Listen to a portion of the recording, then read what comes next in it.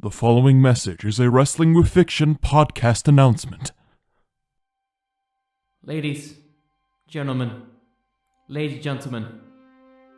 some of you might be wondering why we're discussing this individual today. Why, after every single under consultation, we are considering talking about this man, some might call a lukewarm individual. A person who indeed likes to talk wrestle, or indeed wrestle talk. And why he is really just jamming that jam in a time where people cannot even spread a bit of jam in their jar. There are countless reasons to talk about this man. One simply defined by a three-word acronym. Like phrase number 1, daring. When has a man ever dared to give you a yes please when times seemed rough? When did they ask you to get rowdy when things were running amok? When did somebody dare to tell you that you can do anything in your life if you truly just gave them a yes please? Act number 2, adventure. When, in the past 2 years of social distancing, isolation, have we ever laughed ourselves into circles from a SmackDown theme song interpretation? When, in all of our lives, have we ever ruffle-coptered, or simply had a lull moment over the SmackDown theme song? I dare say neither, my friends. And then we bring on to the final act. Daring. Why? Because he's a dad. Could you not tell by the acronym? It spells D.A.D, because he's a dad. And if that has no reason to cover somebody on a random wrestling podcast that just talks about wrestling in scenarios, I don't know what does. So please, join me on this weird, wacky journey as I attempt to do the impossible. I attempt to do what has never been done before in wrestling fantasy booking. And that's book a man, a myth, and a dad. Lukewarm. Luke Owen.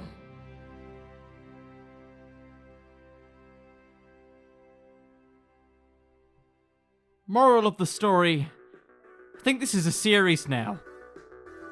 Why do I keep doing this? Why do I keep doing this?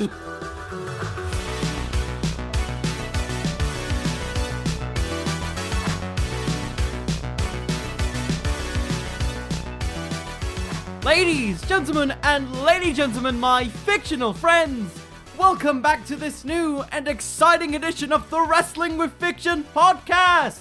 The podcast where I pitch to you wrestling storylines from the good to the bad to the damn right insane. My name is Connor, and this week I've decided to jam that jam as we return back to, I guess, the Wrestletalk cinematic universe. Is that what we're doing with this? So, if this is your first time visiting this podcast for whatever reason, you picked a weird episode to start. Not a bad one, but a weird one to start, as this is now, I guess, a series? So, if you haven't been here before, I have previously fantasy booked Sullivan Bo Brown, Oliver Davis of Wrestletalk and No Rolls Barred fame, and now we are covering Luke Owen, the current Jam That Jampion, D.A.D. Britt Baker knows him. And it's a weird feeling. It's a weird feeling to say we're doing it this week. I'm not gonna lie to you, I've had a chaotic week. I won't go into much detail other than it felt like life super kicked me in the face. But I'm back. I'm in the middle of my comeback. So I thought, what better way to do that than to fantasy book Luke Owen himself, a guy who I've basically been watching since he joined the channel. I remember going on to Wrestletalk for the first time, I think, back with their WrestleMania 33 review before it was called the Wrestle Ramble. A huge deep cut there. So I've been watching them for years. So yeah, I never thought I would get to a position where I would be booking people, real life content creators. But yeah, that's what we're doing. That's what we're doing this week. And I will tell you, before we get into the next couple sections, Luke Owen of Sullivan Bo Brown and Oliver Davis bits has been the most difficult to think of an idea for. And this has nothing to do with... We'll get into it. We will get into why specifically, but it's a whole different thing. So, with all that out the way, as we like to do at Wrestling with Fiction, we like to plan out the booking before we go straight into it. So, if that's not your cup of tea, timestamps will be in the description of the podcast, whether you're on YouTube, Spotify, Apple Podcasts, wherever you're listening. I don't know where you're listening, wherever you find yourself and you found a weird giraffe in a wrestling ring. It's a weird coincidence to be here, but if you found it, there are timestamps that you can look down and then just skip to the part. It's convenient, right? So with that out the way, let's start the planning and let's talk about how on earth Luke Owen can work in the wrestling business again, and in a actual wrestling ring, not like segments. So without further ado, God help me, let's get into this.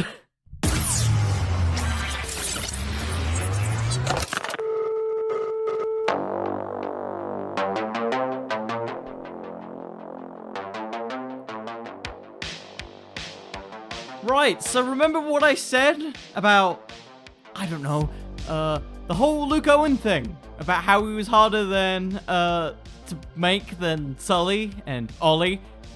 Here's the thing, Sully, we could rely on, you know, acting ability, puppetry, dancing experience, all stuff that you can find on the internet. Perfectly fine. There is a feasible chance here. Ollie, you know, physical background, did a lot of running in his past, also from what I can infer just through going through Twitter, has a degree of weightlifting and physical strength.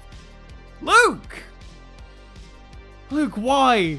Why have you got to make this difficult for me? Why aren't you good at running? Why is the only thing that I've heard from just memory and through going through stuff that you ran a 5K once and you have on camera you struggling to do a push-up? Why are you making this difficult for me, Luke? Yes, so that is the initial challenge that we've got right here. We're not going to get a 5-star classic with Luke Owen, unfortunately. But maybe we can get a good 5 minutes out of Luke. Maybe that's the goal here. That's the goal with Luke this week. Because, realistically, I realize now I have to go under the assumption of just slotting them in right now. Luke, I'm afraid that he could guess out within 2 minutes of wrestling. So we're not going to get a technical masterpiece with Luke Owen if we dive him into professional wrestling. So we need to be a little bit more creative here. But does this mean that we're going to get a David Arquette situation? Does this mean we're going to get Eric Bischoff as WCW champion? No, we will make this work, and we're not going to be pushing Luke to the moon. As much as I want to, you know, see how that would look in a dark timeline sort of sense, we've got to be a little bit realistic here. Change our expectations here. Because whilst this is a fantasy booking, we do need a degree of reality here. Luke is not going to be the most athletic wrestler you will ever see. But to say that we can't get a little bit out of him, you know, some basic moves, a couple bits and bobs, it's entirely doable. It's just the duration of such is going to be vastly limited compared to the other real life people that we have. But we do have other stuff we can use, like, you know, going through stuff like LinkedIn, his experience with online content creation, his work in freelance writing for news and various other outlets. That stuff can be used in a way which we will talk about later. But yes, that is what we are dealing with Luke, a man who can do a couple push-ups with a reasonable form, with a bit of running. This is why this has been difficult. Luke, buddy, I'm sorry if this means that because of this booking, things have been slightly limited. But I've done the best that I can, realistically, with your abilities. Even including kayfabe, because at least Ollie was hit by an explosion. You could realistically put stuff away. Forgive me. So with that out of the way, oh god, let's get into how on earth we can take what pieces that we have and channel them into an actual story. So let's go on to a little segment I like to call the tagline. And for those of you who are unaware, what the heckings is a tagline? The tagline in this segment is basically my summary of what I plan to do with the wrestler or aforementioned wrestler of the week, in which I summarize it in like 30 words or less, potentially. Think of it like a summary you'd see on Netflix, Crunchyroll, or insert your favorite streaming service. And with that, you know, I'm not gonna fuss about here. My mind is, it's already feeling something after knowing what I have to do. So, with that, ladies and gentlemen, please give me your energy, fictional friends, as I about to explain what the hell we do with Luke Owen. Cue the music, future me.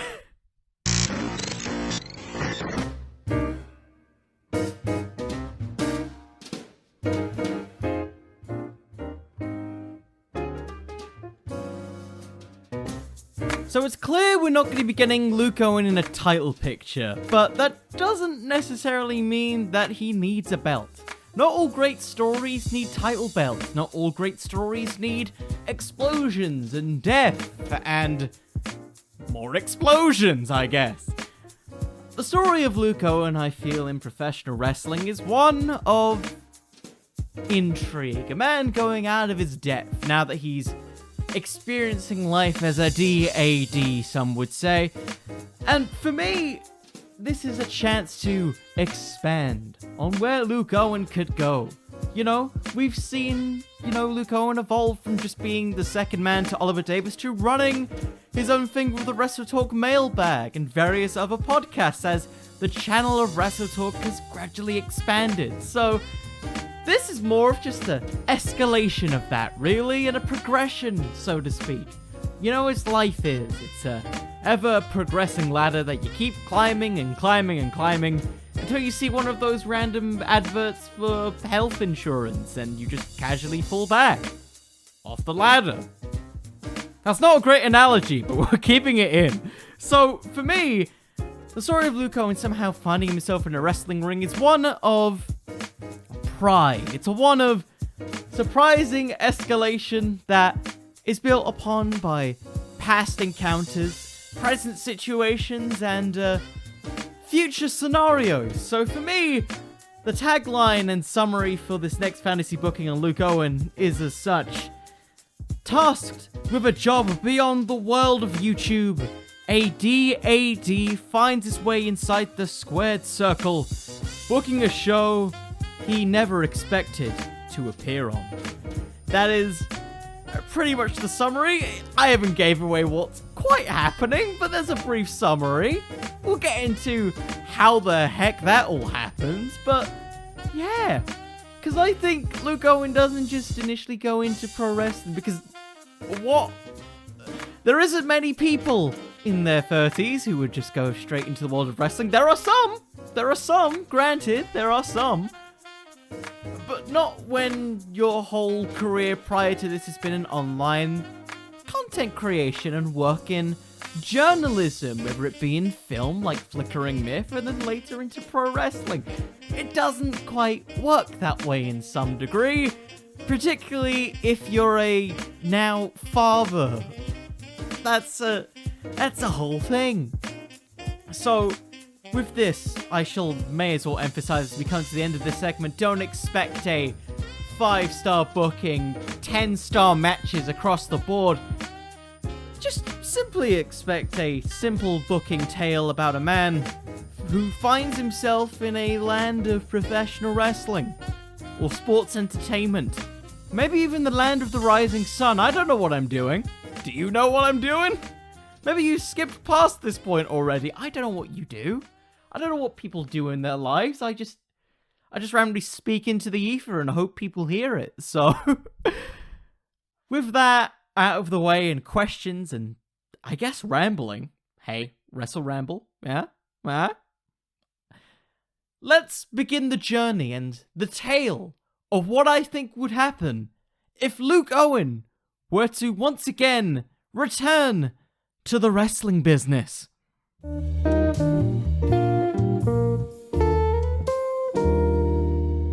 Okay, let's begin this tale. I don't really know how to describe this story from what I've created, but we've made a thing. So, our story begins in mid-2022.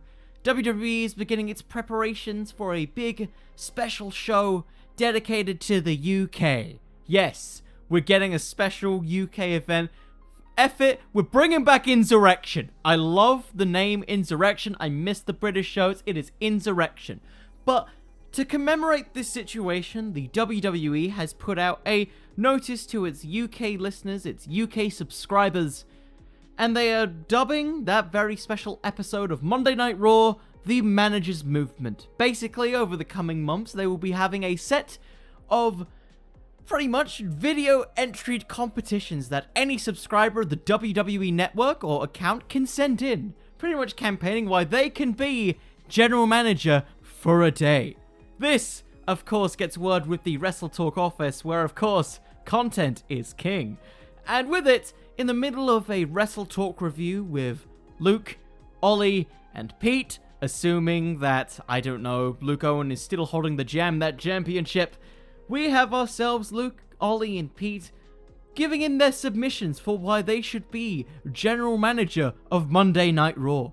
Ollie goes in saying that he would be good for it as he has experience running a business, and that he knows what it's like to deal with an authority. He, being the former leader of the All Authority, knows what it takes to bring success and ratings to any television product. Pete comes in saying that he is a former Jampion, whatever that would mean in the world of WWE, stating that he would like to change SmackDown and particularly change the booking of Charlotte, who appears to be roughly the same as 2016. That continues to ramble on until we finally get our talk from Luke Owen, the current Champion, saying that he is a father, but despite that, he has never been given a chance to hold that brass ring.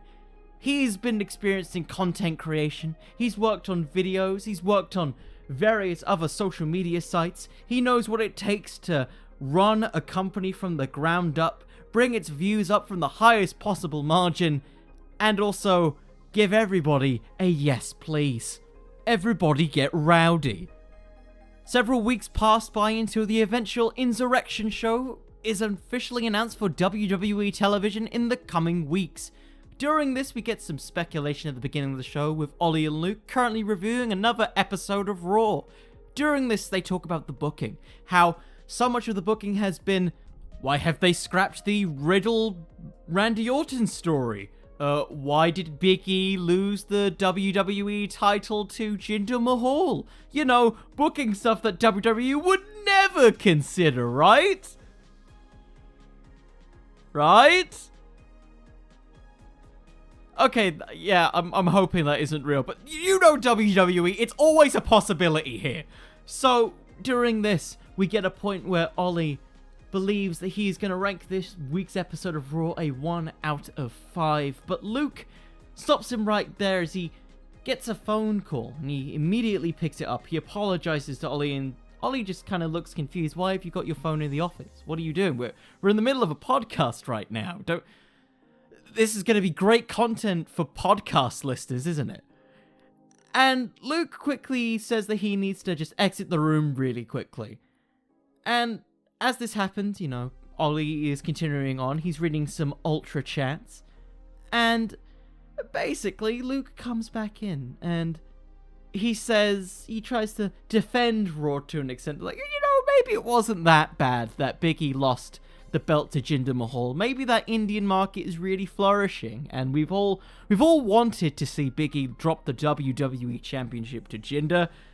Ollie immediately retorts, just saying, "What are you talking about? And Luke immediately reveals and whispers into Ollie's ear, "Oh my god, you're booking Monday Night Raw?" And with that is the bombshell that is quickly ending the stream almost completely abruptly. It is officially announced and advertised on WWE's social media, on the Wrestletalk YouTube channel and social media alike, that Luke Owen will be booking as general manager of an episode of Monday Night Raw. And during this, of course, the Wrestletalk crew, whoever can really appear during this time, all appear to support their friend Luke Owen, except maybe Chopper Pete, still salty over losing the Championship. Who really knows? Move his mutton chops for the chopper. Mutton chops for chop. I've only just realised that, and my head is just starting to go. Basically, self-proclaimed non-authority figures, you can't see me putting the fingers up in caps here, all come out to basically introduce the temporary general manager for this managers movement and winner of the contest, Luke Owen. He comes out, of course, to his remixed theme of him just singing the SmackDown theme, because why wouldn't you, okay? It gets me every time. It gets me every time. And he comes out and says that under his own regime, Raw tonight will have no shenanigans going in. Raw will be a perfectly fine wrestling show, no screwy finishes, no random hop-shot booking of matches. We are a professionally and publicly traded company. Everybody, I want to ask you very quickly, do you want to see AJ Styles versus Big E? Well then give me a yes, please! And of course, hopefully the crowd will say yes, please. Luke goes on further to say that to guarantee that no more shenanigans occur, he and a select group of WWE superstars will be sitting at ringside to make sure that no random distractions will happen on this episode of Raw. Now, during this, AJ Styles is furious. He has wanted a show of the WWE Championship for ages now, after a couple of on and off tag team matches for the tag titles against RK Bro. So of course, AJ throughout the show constantly attempts to berate lukewarm Luke Owen for attempting to ruin and stifle his incredible tenure within the WWE. It is during this point that we get to the main event. It is AJ Styles versus Big E, #1 contendership for the WWE Championship. The match goes on with little to no shenanigans occurring. Luke watching on, trying to just have and enjoy his best life, maybe making a couple comments here and there. It's like, oh, that could have looked nicer, you know? Oh, he's doing his best, you know? He's doing his best. I don't even know what that was, but I ain't got a smecking clue what that was. You know, that kind of stuff. So, from this point, we get a slight little change here. So you know how I promised in that little bit before that nothing will go wrong? Yeah, this is wrestling. Of course something goes wrong. We got Omos here. Big old Omos, you know? He just comes in, and of course, you know, his tag team partner is AJ Styles. AJ, whilst like the referee is knocked down and Luke is trying to restore order, orders Omos to go and attack Luke. Luke, having a child and wife to take care of, quickly attempts to avoid every single strike and runs away from Omos around the ring until he finds himself in the ring, distracting AJ Styles just enough to allow Big E to hit the big ending for the 1, 2, 3. Big E wins and becomes #1 contender for the WWE title. AJ Styles is upset and attempts to go to the back and starts screaming over to the referee that shouldn't count. This man wasn't even a proper general manager. As we cut to the end of Raw, where Luke is quickly retreating back to his Wrestletalk friends, quickly hugging and embracing him over the fact that he just basically ran a show to near perfection, to the fact that, you know, nothing bad really happened, nothing shocking. And we quickly pan back, because WWE cameras loves to have that, like, cheeky thing where people in the back just start staring at people. over televisions in that weird angle. In this case, it's Adam Pearce and Sonya Deville, where they say to themselves, hey, that kid's got it, brother. He's got something. And so with that, we move on to the final bit of this first act of this story, where it's revealed that over several calls over various episodes of Raw, that WWE attempts to hire Luke Owen as a general manager of Monday Night Raw. Yes, after one successful show. I know it sounds like bollocks, but hey, what better experience is there than actually doing the job itself, than just applying for it, right? So of course this leads to controversy within the Wrestletalk team. We get several bits about, hey, what are you going to do with the Championship? Can you keep doing this whilst you're running shows on a weekly thing? What about your family? You going to move to America? Is that what you're going to do, Luke? And it's quickly resolved and sorted out that Luke Owen will now be a general manager of Raw, remaining in the UK so we can have time to work with the Wrestletalk crew. He'll no longer be reviewing Raw, he'll be on NXT instead, swapped over by Chopper Pete, who continually believes that he should drop the Championship now that he's now working on, WWE television programming. What is he doing? Why? He arguably has some influence over the decision of matches. What the hell? All that stuff. And of course, we end it on Luke Owen staying in England, take care of his wife and child, while also, just managing Raw from England on a weekly basis. That there's no way that can go wrong, right? There's no way that can go wrong as we head into Act 2. Let's just head into Act 2, shall we?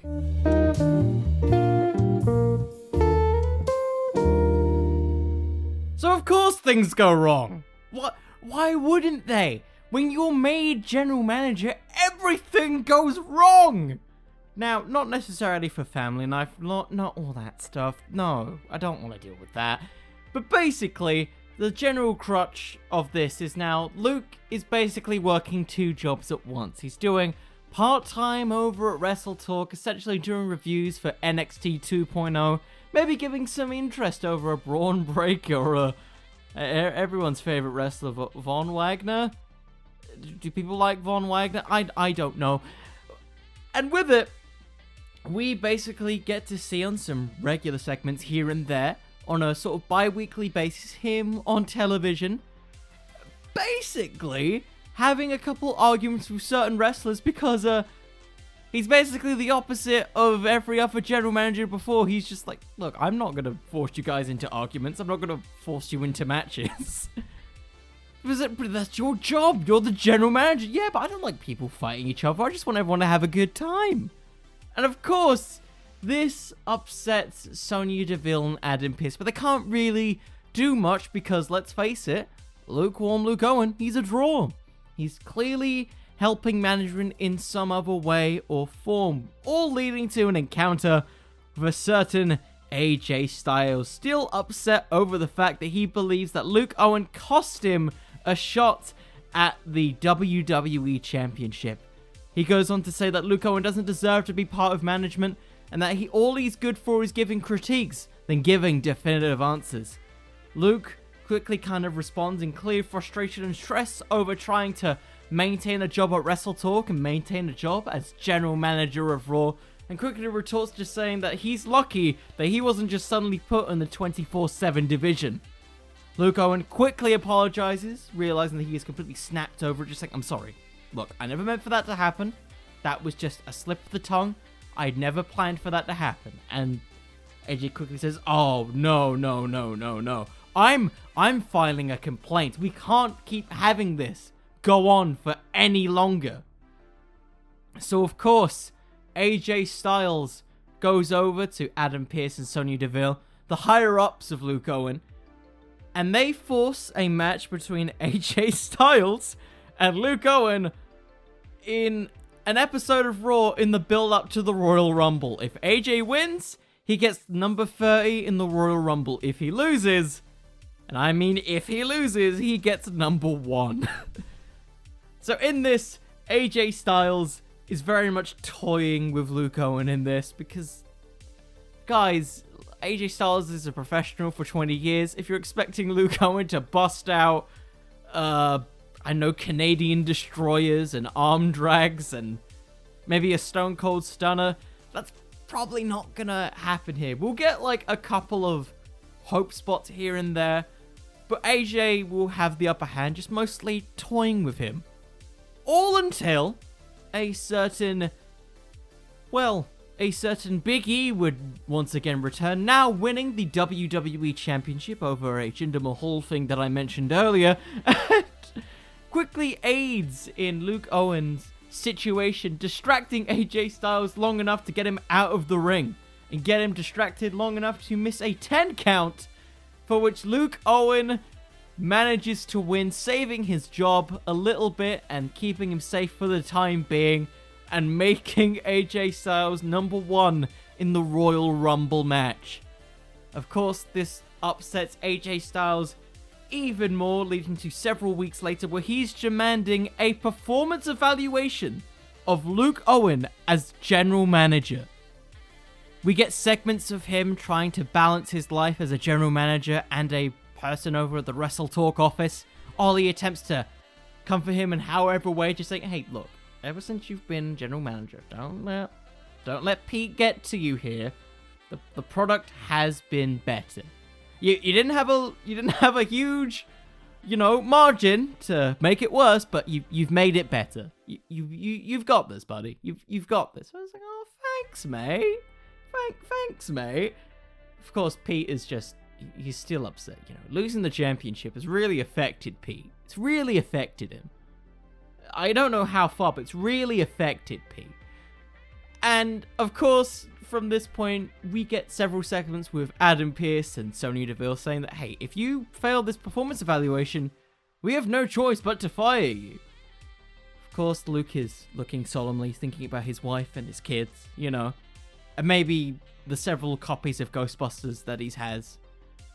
And with it, we get an entire night dedicated to, several matches being run by Luke Owen in the background as AJ Styles attempts to investigate and figure out if there's any chicanery, any intentional degrading of wrestlers to lower ends of the card, like a Phenomenal One himself.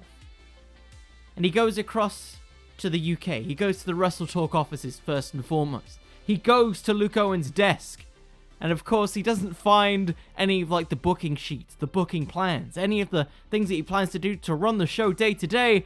Rather, he just finds various copies of Ghostbusters and Sonic themed merchandise, which of course is not what he is looking for. He tries to ask Laurie, who says, "Look, I'm busy doing an explained series. I want to know Rosebud more often." You got Adam, who's just I don't know what Adam is. I'm assuming board games.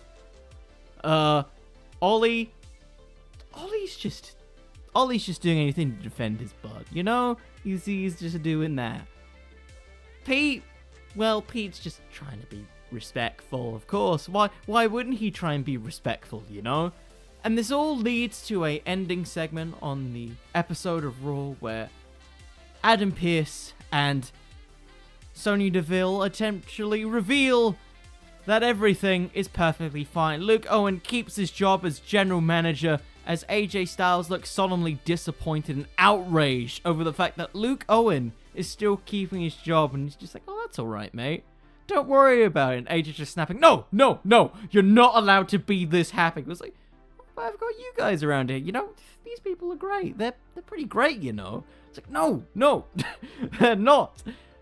And then as this happens, AJ Styles bumps into Luke Owen. He's wearing this particular jacket that, over the course of the night, he's just kind of left vacant for a bit. And he's quickly hit with a shoulder tackle by AJ Styles, knocking out a piece of paper unbeknownst to Luke Owen.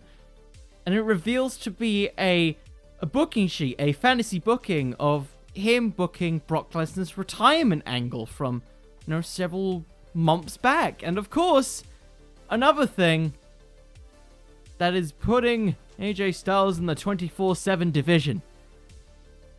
The company is disappointed. AJ Styles is smiling with glee as he realizes that something has finally gone right and that all the injustice he's had is going to be over. As Adam Pearce and Sonya Deville look over to Luke Owen and say, "Look, I'm sorry, this is irrefutable evidence. I don't... You can say all you want. There's nothing we can do. Luke Owen, you're fired." Of course, Luke Owen he's sad, he's upset, as to add salt to the wound, AJ Styles begins assaulting Luke, punching me in the face and grabbing the Championship that he's of course been carrying around for the past several months that I obviously did not forget to mention in the course of this recording. And with it, AJ Styles signals for a man to walk in. He says that he couldn't have done this alone. After having so many attempts to figure out how much of a dastardly figure Luke Owen is, all this give me a yes please and lovely time with the boys, it's all been a sham. And I couldn't have done it without this man. Of course, he signals to someone in the back, and it reveals to be none other than a man with a very similar replica of the Championship, none other than Chopper Pete Quinnell.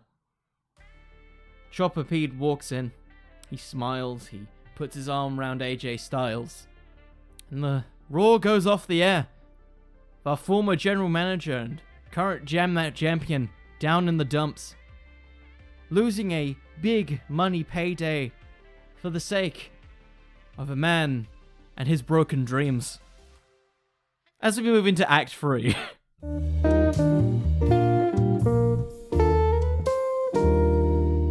So with that, we now head into Act 3. Chopper Pete quickly explains on an episode of the Wrestletalk News that his actions, he felt, were justified. He felt that he was screwed out of the championship. He had the match won at Survivor Series with the Jam in the Jar. All he wanted, after having the longest reign with the Championship, was to just have a moment. Have at least a day where he could hold the precious new Championship. But of course, that dastardly Luke Owen just had to take it away. Did he not know how hard it was for me to get this belt? How hard it was for me to establish a new brand with Tempest and LIW? Luke is inconsiderate. Luke doesn't know the struggles that I've went through. Luke is lukewarm at best. And with it, we don't see Luke for several weeks now, being fired from Raw. And of course not really appearing on Wrestletalk for a bit. Ollie tries to contact him, but to no avail, as he successfully, after another bit of prediction battle, won the Royal Jamble match, giving him a match at Wrestle Jamble. Or Wrestle Jamia, there we go. Against Chopper Pete Quinnell. So, obviously, things are not looking great for Luke Owen. He's not even on Board Game Club. Subscribe, by the way. He's not even on Board Game Club and No Rolls Barred. Where is Luke Owen? But then, after so long, we get a return for Luke Owen. He breaks his silence on Raw television, giving his final notice to the crowd. He says that everything that happened has truly been some of the most magical things of his life. Having the ability to financially aid his wife and child, and all the while living his own personal dream as a wrestling fan. And that all the things with Chopper Pete, he knows that deep down he still cares about Chopper Pete, but what he did was wrong. It was personal. And whilst he still has the championship, Luke Owen has asked for permission by the WWE Board of Directors and Adam Pearce and Sonya Deville to create one match for the WrestleMania kickoff show.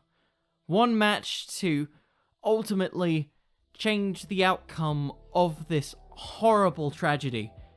And that is to set up a triple threat hardcore match for the championship. Winner take all. Him predicting against Chopper Pete Quinnell and Oliver Davis, each of them getting retrospective wrestlers or even themselves in a triple threat hardcore match to determine the true Jampion. And with it, we have several weeks of television where they begin to attempt to set up their teams. Throughout the weeks, we try and see Luke Owen on episodes of the Raw Recap trying to call a mysterious figure, and he says that he's paying a lot of money to get this legend on his side. We get Oliver Davis, who, of course, his love of authority, leading the All Authority, leads him to different lengths, different coordinations to get him a one and only man who is revealed on a very special episode of Raw to be none other than Corporate Kane, none other than Kane himself, because authority likes authority, so why wouldn't he team himself up and have Kane represent him in this triple threat hardcore match for the championship? So, of course, through that and various other Wrestletalk skits, that is eventually revealed. We later get Chopper Pete showing his real representative being none other than AJ Styles, a man who helped him thwart the general manager reign of lukewarm Luke Owen. Despite attempts of him getting it, he still wants to even the score with Luke after being humiliated in the build-up to the Royal Rumble. And with it, Luke Owen is still without a partner. He's still without a representative for the championship. And so, Ollie, despite being friends with him, is now also thinking, have you even found someone for the championship? You've only got so many weeks, but it's alright, man. It's gonna happen. It's going to happen. It's like, well, what are you gonna get? The Big Show. It's like, no, I haven't got the Big Show. I've got somebody even better than that. Of course, that leads intrigue. Who on earth could Luke Owen get in a triple threat hardcore match at WrestleMania for the championship? Who could possibly get him to such a length as we eventually get to the grandest stage of them all, WrestleMania? Otherwise, in this pre-show contest, WrestleJamia, as right now we immediately walk into the triple threat match, each of them being accompanied by their respective teammates. Kane being accompanied by Ollie Davis, AJ Styles being accompanied by Chopper Pete Quinnell and Tempest of LIW fame, and Luke Owen initially walks out alone. He says, okay, you're right, he wasn't able to get here on time, despite all of my efforts. I wasn't able to get him here on time. The money was just too great for a legend like him. But if everybody in the crowd believes that he can be here, please, if you can all indulge me for my final day as general manager of Monday Night Raw, could you please give him a yes, please? Of course, at this point, Pete's just like, stop playing games, Luke. All you've done throughout your entire run as general manager, for all the time you've done in Wrestletalk, is just play games. You play your random Sonic music, you play your Ghostbuster references, it's all over, Luke.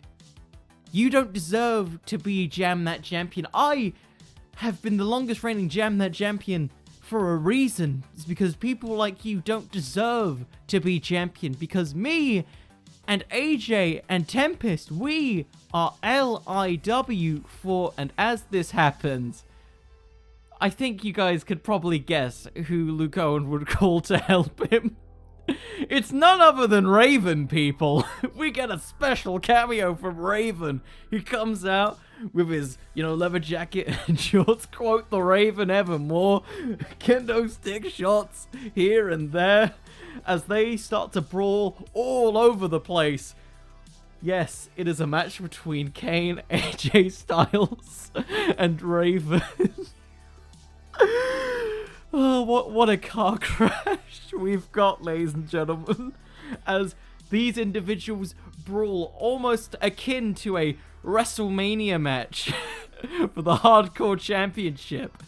Go to the back, and all the bollocks that happen in that match ensue in what could be the greatest hardcore match of all of wrestling, as Chopper Pete, Ollie, and even Luke begin brawling with each other, attempting to strike each other with the championship, as the wrestlers continue to brawl and brawl and brawl until eventually Kane and AJ Styles knock each other off the stage, leading to Raven to do a death-defying well, not really death-defying, but, you know, sneak away the pin as Chopper attempts to break up the cover along with Ollie as Luke Owen stops them. He grabs them for the 1, 2, 3. Raven wins at WrestleMania. Luke Owen retains the that championship, and all that general managing is right with the world. Luke congratulates Raven, thanking him. He simply says, quote the Raven evermore. He asks for his money. It was more than just cameo money, you know. And Luke Owen celebrates with his wife and his child. And everything is right with the world. Luke is no longer lukewarm. He is simply living his life, and he is jamming that jam. And that's how I would book Luke Owen.